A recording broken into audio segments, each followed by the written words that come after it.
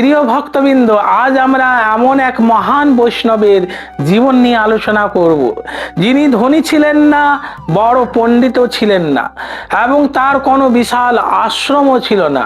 তিনি ছিলেন অত্যন্ত দরিদ্র, ভাঙা কুঁড়ে ঘরে থাকতেন, লোহার ফুটো পাত্রে জল পান করতেন, দিনভর কলা গাছের পাতা, খোলা এবং মোচা বিক্রি করে কোনো রকম জীবনযাপন নির্বাহ করতেন।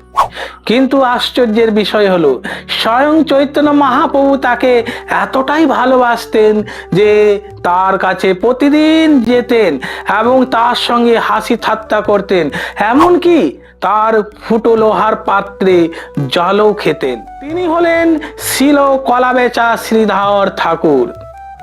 আজ আমরা জানবো কেন মহাপ্রভু এই দরিদ্র ভক্তকে এতটাই ভালোবাসতেন এবং তার জীবন থেকে আমরা কি শিক্ষা লাভ করতে পারি।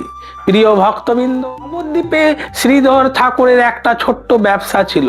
তিনি কলা গাছের পাতা, খোলা, মোচা এবং কলার বিভিন্ন অংশ বিক্রি করতেন। সারাদিন কঠিন পরিশ্রম করতেন, কিন্তু তার আয় ছিল খুবই সামান্য। কিন্তু তার জীবনে একটি অসাধারণ বৈশিষ্ট্য ছিল, তিনি তার আয়ের অর্ধেক ভাগ গঙ্গা মাতার পুজোয় ব্যয় করতেন আর বাকি অর্ধেক ভাগ নিজের জীবন যাপন করতেন। আজ আমরা অনেকে বলি আগে সংসার চালাই, তারপর ভগবানের সেবা করি, কিন্তু শ্রীধর ঠাকুর ছিলেন সম্পূর্ণ উল্টো। তিনি মনে করতেন প্রথমে ভগবানের সেবা, তারপর নিজের কথা। এই কারণেই দারিদ্র্যের মধ্যেও তিনি খুব সব সময় সন্তুষ্টের হাসি হাসতেন। তার ঘর ছিল ভাঙাচোরা, ছাদের মধ্যে ছিল অসংখ্য ছিদ্র, বৃষ্টি হলে ঘরের ভেতরে জল পড়তো। ভালো বাসনপত্র কেনার সামর্থ্য ছিল না, কিন্তু তিনি কখনো ভগবানের কাছে ধন সম্পদ চায়নি, তিনি শুধু ভক্তি চেয়েছিলেন।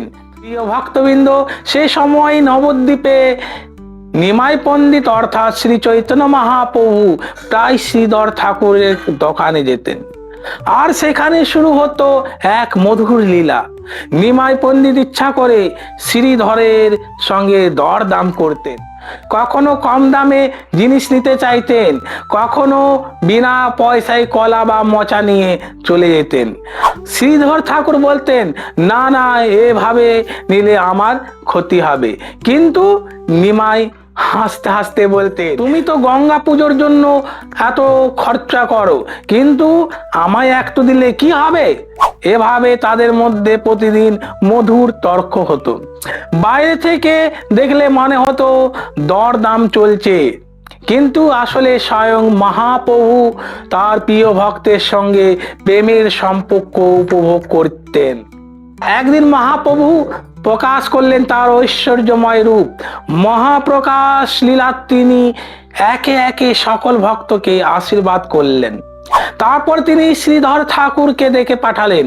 মহাপ্রভু তাকে বললেন, শ্রীধর, তুমি আমার কাছে কিছু চাও, তুমি যা চাইবে আমি তোমাকে তাই দেব। ভাবুন একবার, স্বয়ং ভগবান এই কথা বলছেন, তুমি যা চাইবে তাই দেব। আমরা হলে কি চাইতাম? ধন সম্পদ, বাড়ি গাড়ি, খ্যাতি, নাম সুনাম, নাকি দীর্ঘ জীবন। কিন্তু শ্রীধর ঠাকুর কিছুই চাইলেন না। তিনি বললেন, প্রভু, আমি কোনো ধন সম্পদ চাই না, আমি কোনো রাজ্য চাই না, আমি শুধু চাই জন্মে জন্মে যেমন আপনার চরণে অটল ভক্তি যেন থাকে। এই উত্তর শুনে মহাপ্রভু অত্যন্ত সন্তুষ্ট হলেন, কারণ একজন ভক্ত কখনোই ভগবানের কাছে জাগতিক সুখ চায় না, সে শুধু চায় ভগবানের সেবা।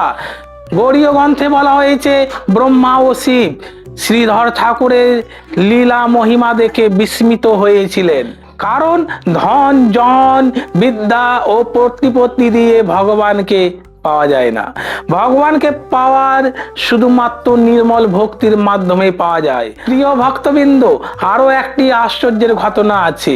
মহাপ্রভু মাঝে মাঝে শ্রীধর ঠাকুরের ফুটো লোহার পাত্রে জল পান করতেন। সাধারণ মানুষের চোখে সে পাত্রের কোনো মূল্য ছিল না, কিন্তু মহাপ্রভুর কাছে ছিল সেটা অমূল্য পাত্র, কারণ সেটি ছিল তার প্রিয় ভক্তের ব্যবহৃত পাত্র। এর মাধ্যমে মহাপ্রভু আমাদের শিক্ষা শিক্ষা দিয়েছিলেন ভক্তের প্রতি তার ভালোবাসা কত গভীর। আজও আমরা অনেক সময় ভাবি আমার কাছে টাকা নেই, আমি ভগবানের সেবা কি করে করব। আমার বাড়ি ছোট, সেজন্য আমি বড় ভক্ত হতে পারবো না। কিন্তু শ্রীধর ঠাকুর আমাদের জীবনে শেখায় ভগবান আমাদের ধন সম্পদ দেখেন না, তিনি আমাদের হৃদয় দেখেন, আমাদের ভক্তি দেখেন, আমাদের আন্তরিকতা দেখেন। যার হৃদয়ে সত্যিকারের ভক্তি আছে সেই ভগবানের কাছে সবচেয়ে বড় ধনী। সেই কারণেই কলাবেচা ঠাকুর আজও গৌড়ীয় বৈষ্ণবের ইতিহাসের অমর হয়ে আছেন। আসুন আমরা তার চরণে প্রার্থনা করি, হে কলাবেচা শ্রীধর ঠাকুর, আপনার মতো সরলতা, সন্তুষ্টি এবং নির্মল ভক্তি আমাদের হৃদয়েও জাগৃত করুন। হরে কৃষ্ণ। প্রিয় ভক্তবৃন্দ, কলাবেচা শ্রীধর ঠাকুরের এই জীবন কথা যদি আপনাদের ভালো লাগে তাহলে ভিডিওটিকে একটি লাইক দিন, কমেন্টে লিখুন জয় কলাবেচা শ্রীধর ঠাকুর কি জয়। আর বৈষ্ণব আচার্য ও মহাপ্রভু পার্শ্বদের জীবন কাহিনী শুনতে গীতা স্টাডি সার্কেল চ্যানেলটিকে অবশ্যই সাবস্ক্রাইব করুন এবং আইকন বেলটি অন করে রাখুন। জয় জয় কলাবেচা ঠাকুর শ্রীধর কি জয়, শ্রী শ্রী গৌরাঙ্গ মহাপ্রভু কি জয়। হরে কৃষ্ণ।